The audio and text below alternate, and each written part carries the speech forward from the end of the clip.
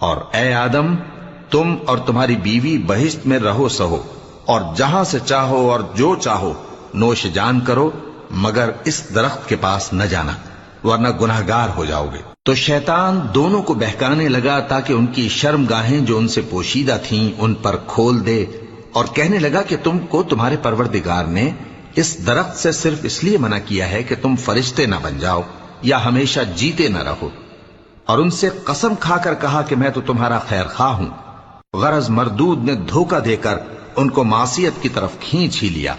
سو جب انہوں نے اس درخت کے پھل کو کھا لیا تو ان کی شرم گاہیں کھل گئیں، اور وہ بہشت کے درختوں کے پتے توڑ توڑ کر اپنے اوپر چپکانے اور سطر چھپانے لگے۔ اور ان کے پروردگار نے ان کو پکارا کہ کیا میں نے تم کو اس درخت کے پاس جانے سے منع نہیں کیا تھا اور جتا نہیں دیا تھا کہ شیطان تمہارا کھلم کھلا دشمن ہے؟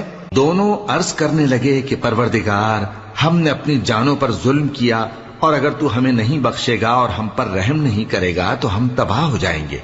فرمایا تم سب بہشت سے اتر جاؤ، اب سے تم ایک دوسرے کے دشمن ہو، اور تمہارے لیے ایک وقت خاص تک زمین میں ٹھکانا اور زندگی کا سامان کر دیا گیا ہے۔